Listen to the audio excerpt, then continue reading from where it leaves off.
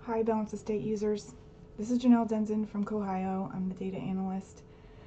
And you may have noticed some new errors and warnings in our minor elevated recently. And I just want to make this quick video to sort of explain what that's all about so that we can all have sort of an understanding going forward.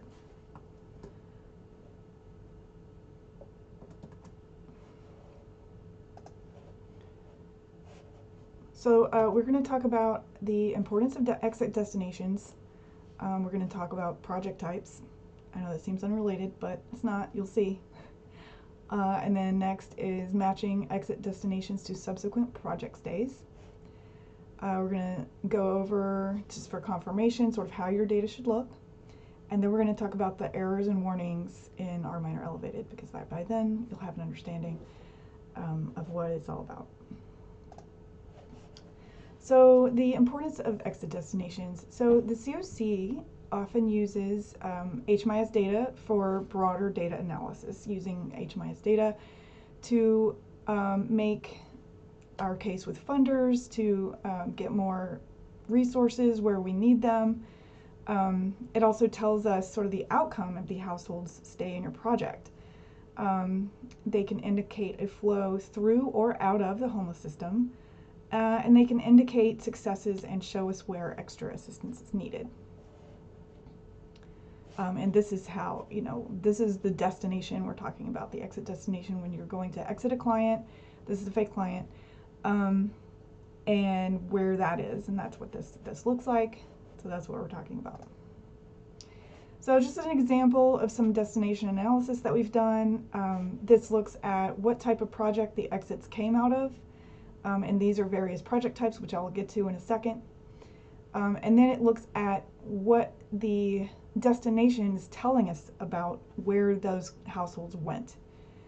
So households on housing usually means like rental by client, no subsidy,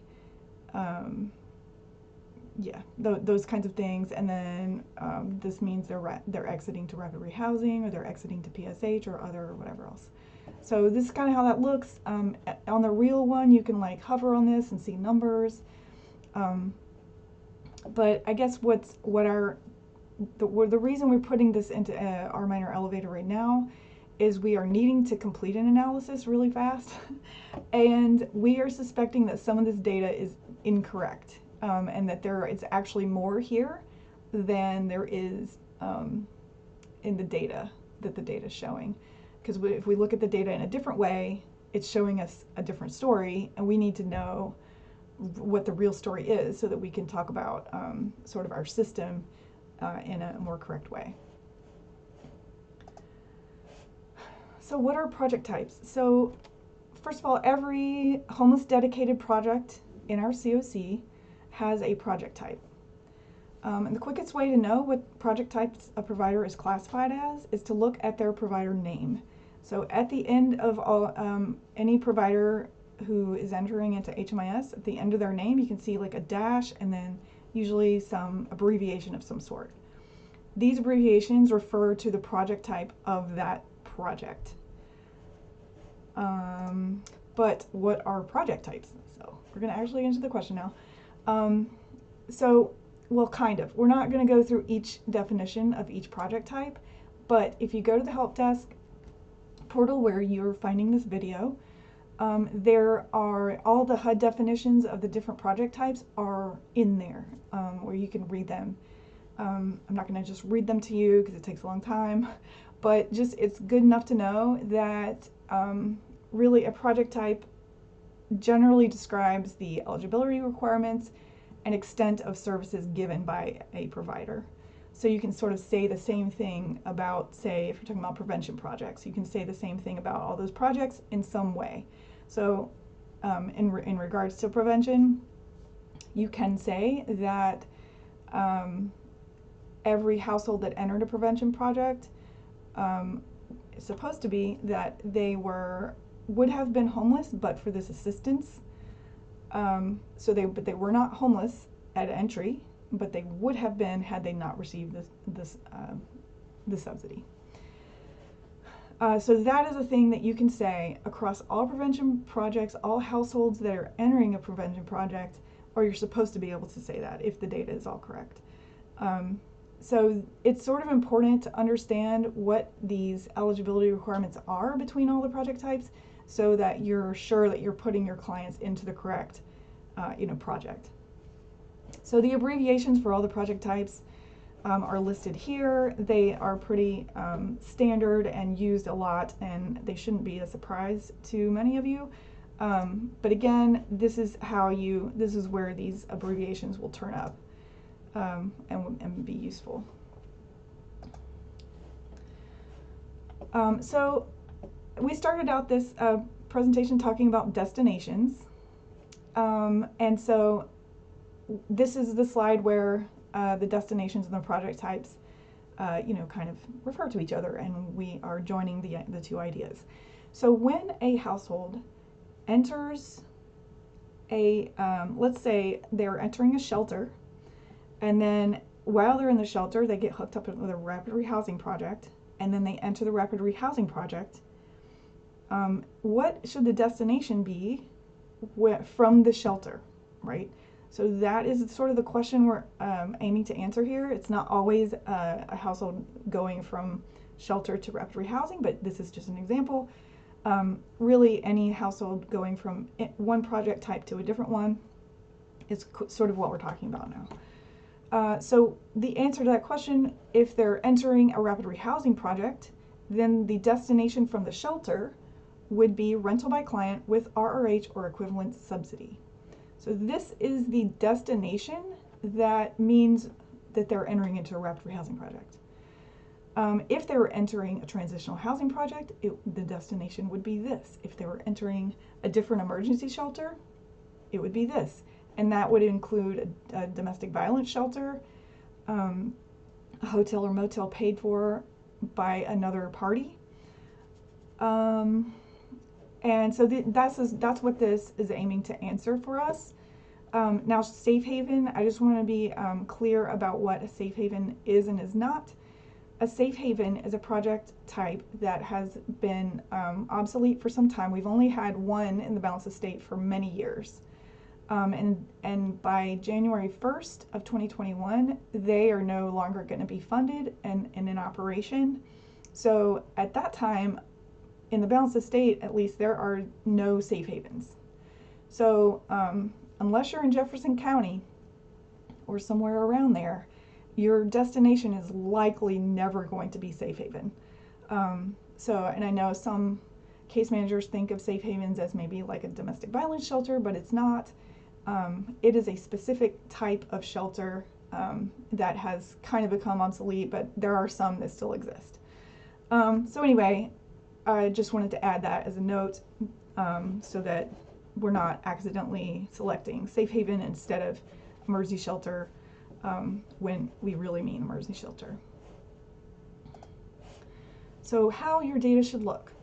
So this particular client, and you can't see this from this screen, but let's say we went into this pencil and we figured out that this rapid rehousing project's move-in date was November 13th, okay? So this client then, we know that they went from an emergency shelter to a rapid rehousing project because the move-in date matches the exit date of the shelter. So the destination then from the shelter should be rental by client with RRH or equivalent subsidy. These are, this particular thing is now showing as an error in R minor elevated if this situation is detected. And then there are some other things around that we're adding into as possible warnings and things like this. So the errors, and some warnings in R minor elevated data quality. There have been 4 new errors added and 6 new warnings. But they represent between all of them only really 2 main ideas. The first idea is that the destination of any household moving from one project type to another should clearly identify to which project the household is moving. So the errors will look at only those situations where the move-in date matches the move-in date of the sort of subsequent entry matches the exit date of the first entry. So if we're talking about, again, the example of going from an emergency shelter to rapid rehousing, that exit from the rapid rehousing has to match the move-in date of the rapid rehousing. Did I say that right? The exit date of the emergency shelter has to match the move-in date of the rapid rehousing. Then we're counting that as an error. If the destination is not indicating that they exited to that project type.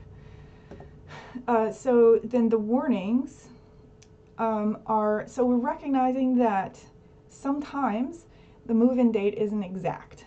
So they might have a move-in date that's a couple of days before the exit date of the shelter, and that can be for a couple of reasons. The move-in date is sometimes misunderstood to be like the lease up date, right? But it isn't. It should be the date that they actually move in.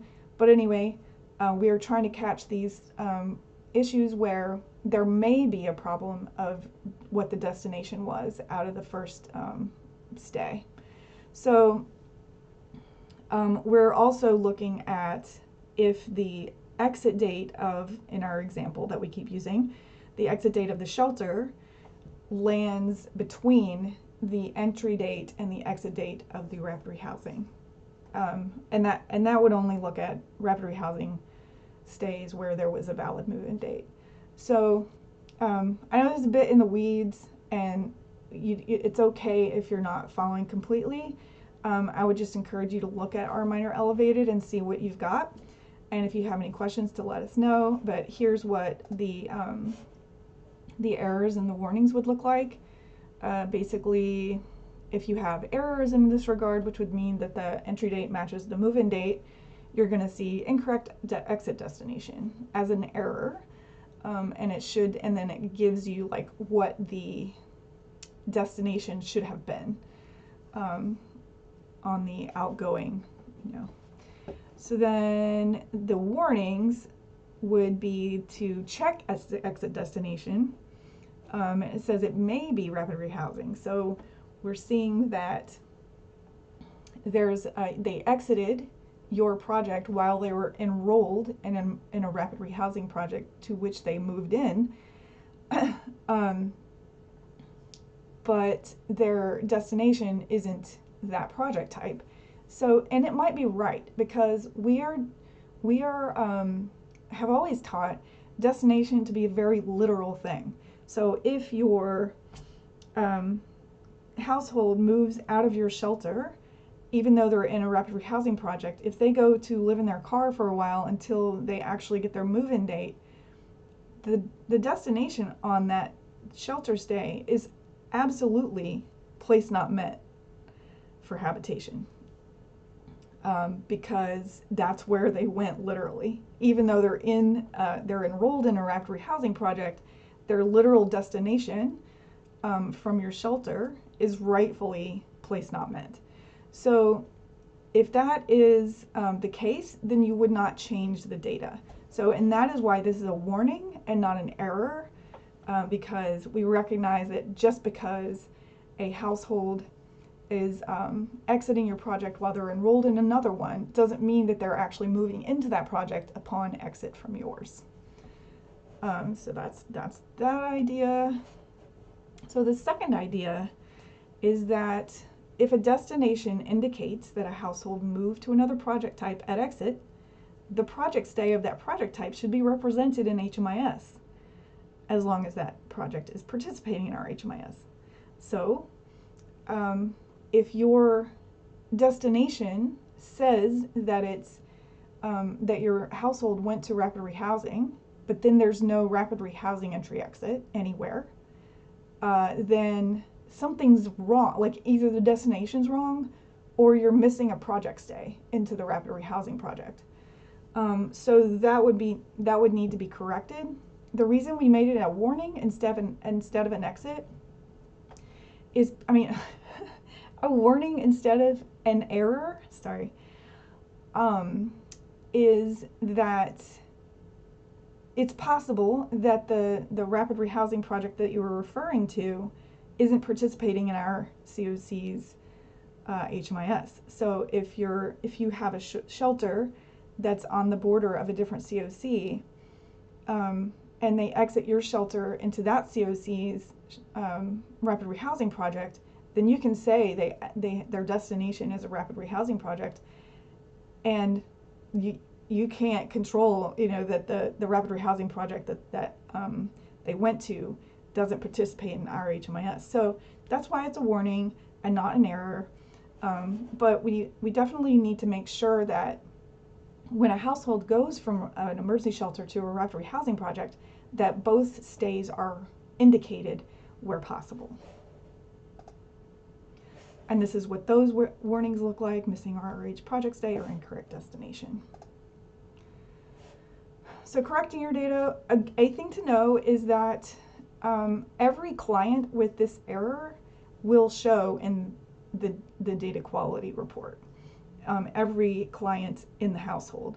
So if you have a bunch of them, it'll be pretty quick to actually go through and make these corrections, because you only have to really do this for one client out of the whole household for it to affect everybody in the household. So you can kind of skip through where you can tell that the client IDs, skip some numbers, and then you can just, you wouldn't have to go into every single client. And the way you would actually go make the correction is you navigate to the member of the household you're seeing in or minor elevated, I should say, with an incorrect exit destination error. Click the exit pencil of the project stay indicated, then modify the destination so that it's correct according to the project type of the provider that the household moved into, and then save and exit.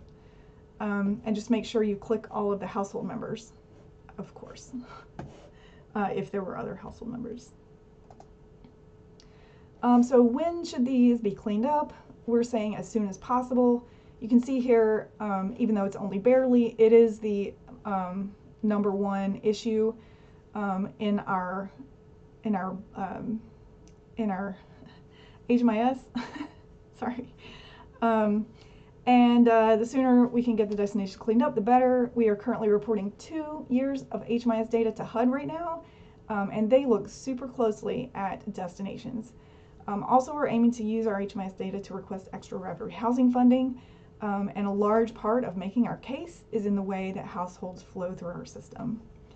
So any help you can provide would be much appreciated. If you have any questions about this, please send them to hmis@cohio.org. Thank you.